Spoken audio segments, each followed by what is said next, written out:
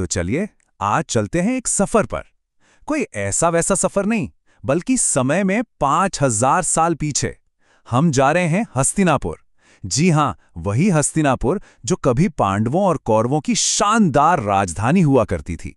अब सवाल ये उठता है कि 5000 साल, इतने लंबे समय के बाद उस महान साम्राज्य की राजधानी का आखिर हुआ क्या?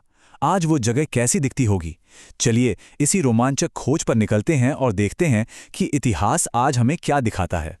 देखिए, आज की तारीख में अगर हस्तिनापुर की बात करें तो इसकी पहचान है इसके विश्व प्रसिद्ध जैन मंदिरों से। लेकिन इसकी जो महाभारत वाली विरासत है ना, वो कहीं छिपी हुई है। उसे सचमुच में ढूंढना पड़ता है। मतलब एक कमाल का कॉन्ट्रास्ट है यहाँ। एक इतिहास तो पूरी दुनिया के सामने है और दूसरा है जो बस खोजे जाने का इंतजार कर रहा है। तो हमारी ये जो खोज है, ये हस्तिनापुर के उस इतिहास को समझने से शुरू होती है जो वक्त के साथ कहीं खो सा गया है। सोचिए, महाभारत का युद्ध छोड़ दें तो लगभग हर बड़ी घटना का सेंटर यही शहर था। लेकिन आज वो शान और शौकत बस कहानियों में ही रह गई है। तो चलिए हमारी खोज की शुरुआत करते हैं कर्ण मंदिर से। जी हां, वही महान योद्धा कर्ण, एक ऐसा नाम जो अपनी दिलेरी और दानवीरता के लिए इतिहास में अमर है। कहते हैं कि ये जगह दो बहुत बड़ी महाकाव्य की घटनाओं की गवाह है। पहली तो ये कि कर्ण यहीं पर रोज 1.25 मन सोना दान किया करते थे, और दूसरी, इसी जगह पर उन्होंने देवराज इंद्र को अपने वो दिव्य कवच और कुंडल भी दान में दे दिए थे। मतलब उनकी दान वीरता का इससे बड़ा सबूत और क्या हो सकता है। लेकिन यहाँ एक बहुत ही अजीब, हैरान कर देने वाली बात है। मंदिर तो दानवीर कर्ण का है, पर आपको यहाँ उनकी एक भी मूर्ति नहीं मिलेगी, एक भी नहीं। सवाल यह है कि आखिर ऐसा क्यों है? यही छोटा सा रहस्य इस जगह को और भी ज्यादा इंटरेस्टिंग बना देता है। तो इसका जवाब हमें मिला वहां के महंत जी से। उन्होंने बताया कि ये असल में कर्ण का पर्सनल पूजा स्थल था। मतलब वो यहाँ खुद भगवान शिव की पूजा करने आते थे, और बस इसीलिए मंदिर में कर्ण की मूर्ति की जगह एक बहुत पुराना शिवलिंग और देवी माँ की प्रतिमा है। ये मंदिर जो है वो पुरानी लाखोरी ईंटों से बना है, और इसकी हालत ठीक ठाक ही कही जा सकती है। तो इस दिलचस्प रहस्य को यहीं छोड़ते हैं और चलिए अब हस्तिनापुर के इतिहास में थोड़ा और गहरा उतरते हैं। अब हमारा अगला सफर शुरू होता है एक पतली सी ईंटों वाली सड़क पर। करीब 4 किलोमीटर का रास्ता है ये, जो हमें ले जाएगा द्रौपदी घाट। और वहां हमें एक और सबूत मिलने वाला है कि वक्त कैसे सब कुछ बदल देता है। यहां पहुंचकर एक बहुत बड़ा ज्योग्राफिकल चेंज देखने को मिलता है।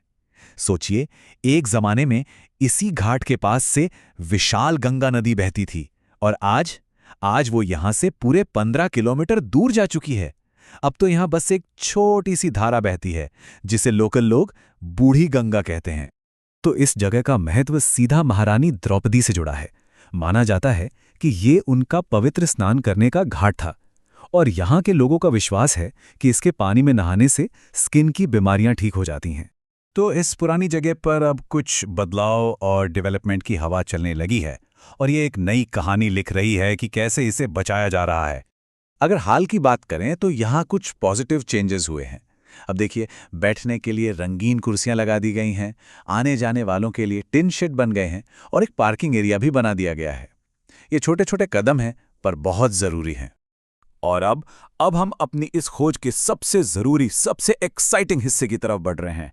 हम जा रहे हैं पांडव टीला। जी हां, ये वही जगह है जहां कभी पांडवों और कौरवों का वो आलीशान महल खड़ा था। जरा एक पल के लिए इस बात को सोचकर देखिए। आज जिस जगह हम एक जंगल में चल रहे हैं, वो कभी पांडवों और कौरवों का शाही महल हुआ करता था, कुरु साम्राज्य का पावर सेंटर। वक्त के बदलाव का इससे बड़ा और ड्रामेटिक सबूत क्या हो सकता है भला? तो लीजिए, हम पहुंच गए हैं अपनी इस खोज के आखिरी और सबसे अहम पड़ाव पर। ये जो पांडव टीला है, ये सिर्फ एक टीला नहीं है, ये अपने अंदर इतिहास की न जाने कितनी परतें समेटे हुए है। इन खंडेरों के ठीक बगल में ही एक बहुत पुराना मंदिर है, पांडेश्वर महादेव मंदिर, और मान्यता ये है कि इसे खुद पांडवों ने बनवाया था। ये बात इस जगह के हिस्टोरिकल और रिलीजियस इंपॉर्टेंस को आप समझिए कई गुना बढ़ा देती है। और यहाँ पास में ही एक पुराना कुआं है, जिसे अमृत कूप भी कहते हैं। और कमाल की बात यह है कि इसमें पानी का लेवल सिर्फ 7 से 8 फीट नीचे है। ये वाकई हैरान करने वाली बात है, जो शायद उस जमाने के साइंस या फिर किसी गहरे रहस्य की तरफ इशारा करती है। यहाँ के लोकल लोगों का ये पक्का विश्वास है कि इस कुएं के पानी में चमत्कारी हीलिंग पावर है। कहते हैं कि ये पानी त्वचा की बीमारियों, यहाँ तक कि लेप्रोसी जैसे बीमारी को भी ठीक कर सकता है। ये बात इस जगह के रहस्य को और भी गहरा कर देती है। तो कुल मिलाके आज की स्थिति ये है कि पांडव टीला एक बहुत बड़ा जंगल जैसा एरिया है। इसे आर्कियोलॉजिकल सर्वे ऑफ इंडिया यानी एएसआई ने प्रोटेक्ट किया हुआ है। और अच्छी बात यह है कि यहाँ फिलहाल डेवलपमेंट का काम भी चल रहा है, जो इसके फ्यूचर के लिए एक नई दिशा तय कर रहा है।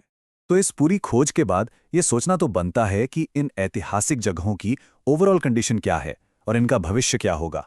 अगर हस्तिनापुर की आज की स्थिति को एक लाइन में कहना हो तो वो है वर्क इन प्रोग्रेस, मतलब काम चल रहा है।